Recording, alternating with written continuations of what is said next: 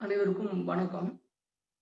இப்போது நம்ம பிரக்டோ அவர்களுடைய கவிதை. இது ஜெர்மன் நாட்டு கவிதைகள். அத பத்தி பார்க்கலாம். கவிதைகள் அப்படிங்கிறது கதை மாதிரியோ, கட்டுரை மாதிரியோ எளிதில் உணர வைக்க முடியாதுன்னு நான் நினைக்கிறேன். ஒரு மௌனத்த வார்த்தையால கடத்த முடியும் அப்படின்னா, அது கவிதையா தான் இருக்கும் அப்படிங்கிறது என்னோட எண்ணம்.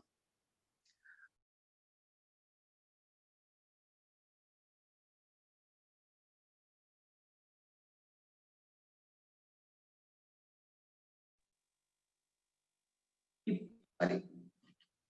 கவிதைகள் உங்கள் வாழ்க்கையின் மிக ஆரம்பத்தில் நீங்கள் எழுதும்போது, அவை அவ்வளவு குறைவாக ஆகிவிடுகின்றன. ஏனென்றால், ஒட்டுமொத்த வாழ்வின் இனிமையையும், உணர்வுகளையும் சேகரித்து காத்திருக்க வேண்டும். ஆம், ஒரு நீண்ட வாழ்நாள் அதற்கு தேவைப்படும்.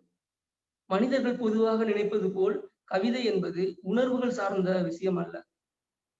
ஆரம்பத்திலிருந்தே ஒருவருக்கு தேவையான உணர்வுகள் இருக்கத்தான் செய்கின்றது. கவிதைகள் என்பது அனுபவம். ஒரு கவிதையின் பொருட்டு நீங்கள் பல நகரங்களுக்கு செல்ல வேண்டும். பல மனிதர்களை போய் பார்க்க வேண்டும். பறவைகள் எவ்வாறு பறக்கின்றன என்பதை விலங்குகளை பற்றி புரிந்து கொள்ள வேண்டும்.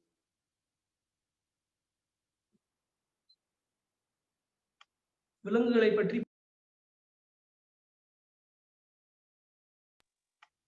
அதிகாலையில் பூக்கள் மலரும்போது செய்யப்படும் இயக்கங்கள் பற்றி தெரிந்து கொள்ள வேண்டும்.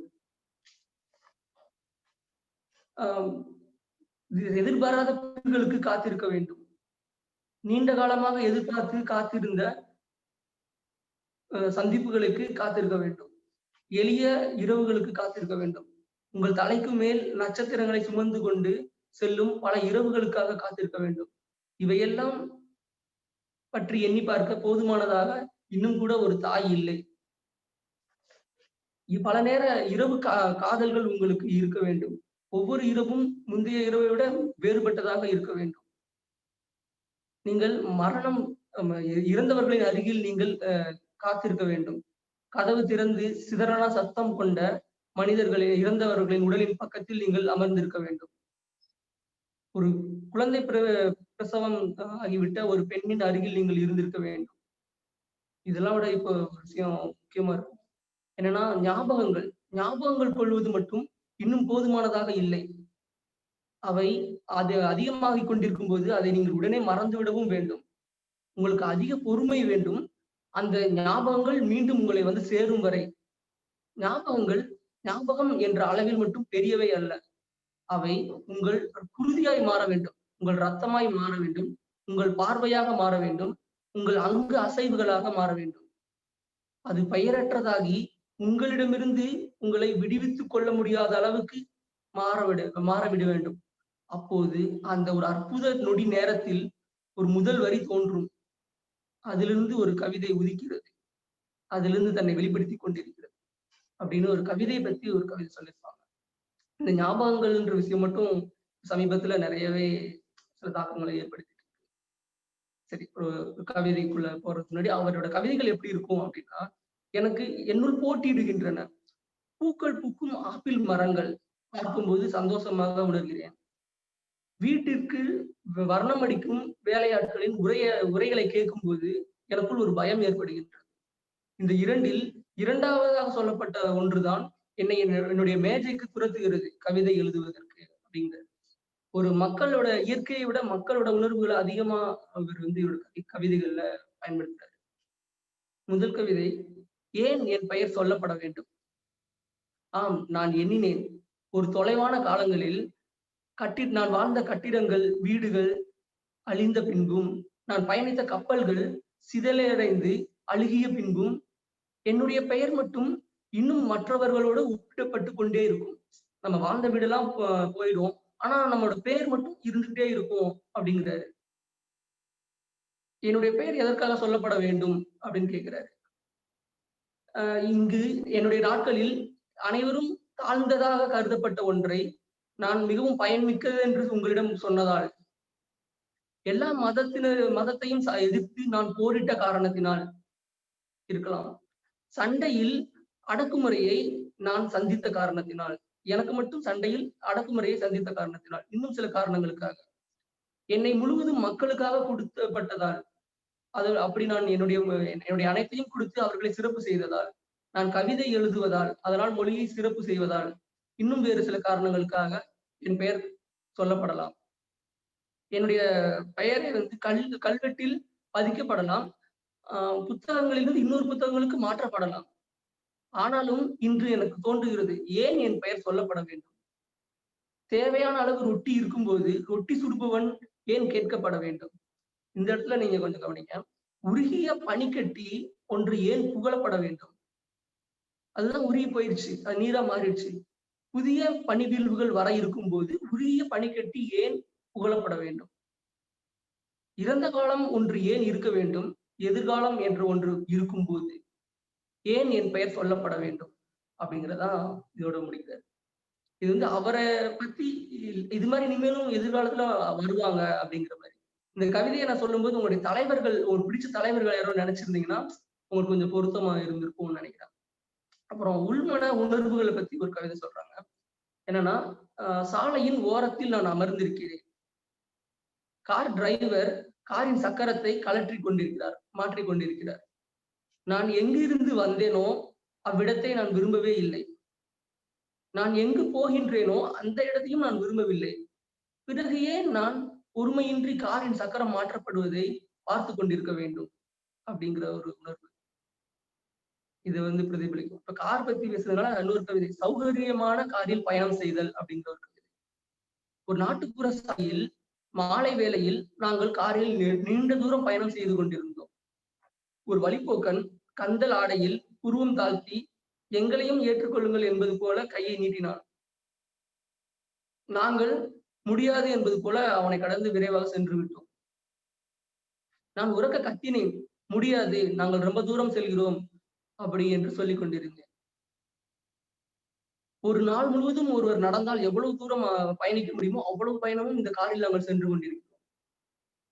எங்களுடைய காரில் மேல் இடம் இருந்தது, அதிக இடம் இருந்தது. ஆனாலும் அவனை ஏற்றுக்கவில்லை நாங்கள்.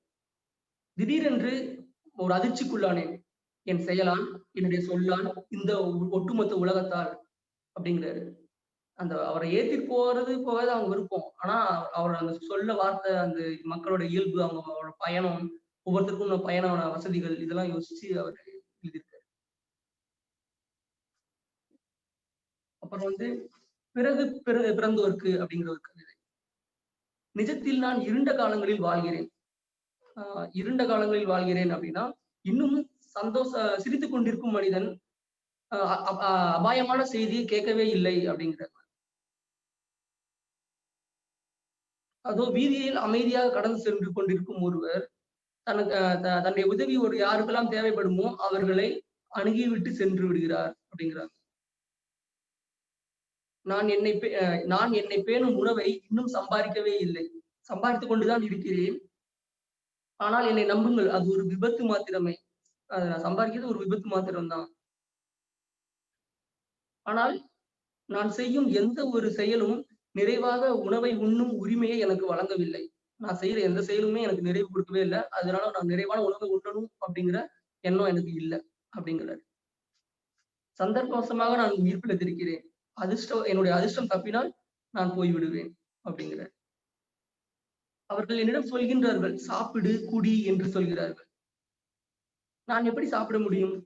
நான் உண்பதை பட்டினியில் கிடக்கும் ஒருவரிடமிருந்து எனக்கான உணவை நான் எடுத்துக்கொள்ளும் போது எப்படி நான் உண்ண முடியும்? ஒரு கண்ணாடி டம்ளரில் உள்ள நீர் சாக கிடக்கும் ஒருவருக்கு தாகத்திற்கு கிடைக்காமல் போனதால் நான் மட்டும் எவ்வாறு குடிக்க முடியும்? ஆனாலும் நான் உண்கிறேன், குடிக்கிறேன். இதற்காக அவர்கள் சந்தோஷப்படு என்கிறார். நான் இந்த மக்களுடன் வரும்போது அவர்கள் மிகவும் பசி மேலோச்சி இருந்தது. அவர்கள் கலகம் செய்யப்பட்டிருந்தார்கள். நானும் அவர்களோடு சேர்ந்து கலகம் செய்தேன். எனக்கு இந்த பூமியில் அளிக்கப்பட்ட காலத்தை இவ்வாறு கழித்தேன். அவர்களுக்கான போராட்டங்களோடு நானும் கலந்து கொண்டேன். எனக்கான உறக்கத்தை போர்களுக்கு இடையில் உறங்கிக் கொண்டேன். எனக்கான உணவை போர்களுக்கு இடையில் உண்டேன். எனக்கான உறக்கத்தை கொலைகாரர்களுக்கு நடுவில் உறங்கிக் கொண்டிருந்தேன். நான் என்னுடைய காலகட்டத்தில் எல்லா சாலைகளும் சகதிக்குள் இட்டு சென்றன. என்னுடைய நாக்கு கசாப்பு கடைக்காரரிடம் என்னை காட்டி கொடுத்து கொண்டிருந்தது. அதிகாரிகள் மட்டும் நானின்றி பதவியில் வாழ்ந்து கொண்டிருந்தனர். புரிந்து கொள்ளுங்கள் மக்களே. ஒரு மனிதன் இன்னொரு மனிதனுக்கு பயனுள்ள மனிதனாக மாறும் என்ற காலம் வரும்போது, பொறுமையாக என்னை நீங்கள் எண்ணி பார்த்துக் கொள்ளுங்கள். அப்படிங்கிற மாரி ஒரு கவிதை சொல்லியிருக்கு. அப்புறம் மக்களின் ரொட்டி அப்படிங்கிற ஒரு கவிதை இருக்கு. அதுக்கு முன்னாடி அகதிகள் பத்தி பார்க்கலாம். அகதிகள் பற்றிய ஒரு நினைவு குறிப்பு. சுவற்றில் ஆணியை அடிக்காதே. நீ நாளை 4 நாட்களுக்குள் வீட்டை விட்டு போய் விடுவாய். ஒரு செடிக்கு தண்ணீர் ஊற்றாதே. புதிய செடியை ஏன் நீ நட வேண்டும்? அந்த செடி வாசற்படி உயரம் வளரும்போது, நீ இந்த இடத்த விட்டு போய் விடுவாய். இந்த வரிலாம் பாருங்க. செடிக்கு தண்ணி ஊத்துனா, அது வாசப்படி வளர்றதுக்குள்ள நீ இந்த இடத்த விட்டு போயிருவ. அப்புறம் ஏன் ஊத்துற? அப்படின்னு கேட்கிறான். அவனுடைய உணர்வுகள் அப்படி இருக்கு. குழந்தைகள் அகதி குழந்தைகளோடு மற்ற குழந்தைகள் விளையாடுவதில்லை. அதை நினைக்கும் போது சிரிப்பு தான் வருகிறது. இந்த போர்களை நாங்கள் விரும்புவதே இல்லை. ஏனென்றால் என்னுடைய எங்களுடைய மரங்கள் எல்லாம் அதை அழித்துக் கொண்டிருந்தன. அந்த மரங்களில் இருந்து அந்த பலரசத்தில் தான் இந்த மது இருக்கிறது என்று சொல்கிறார்கள். அதை உடனே காலி செய்து விட்டு விடுகிறார்கள். ஆணியை அறைந்துவதை நீ உற்று பார்த்து கொண்டிருக்கிறாய். உன்னுடைய உழைப்பு என்ன என்று நீ நினைக்கிறாயா? உன்னுடைய மூளையில் பார். அந்த இடத்தில் ஒரு தவிட்டு மரத்திற்கு நீ ஒரு பாத்திரம் அளவு தண்ணீர் ஊற்றிக் கொண்டிருந்தாய் அப்படின்னு சொன்னார். அப்புறம் இறுதியா வந்து மக்களின் ரொட்டி என்ற ஒரு கவிதை.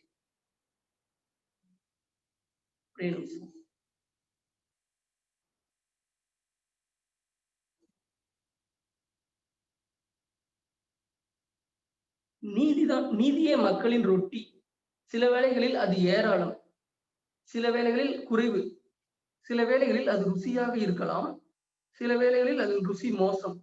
ரொட்டி போதாது இருக்கும்போது அங்கே பசி தோன்றுகிறது. ரொட்டி மோசமாக இருக்கும்போது அங்கு அதிர்ச்சி நிலவுகிறது.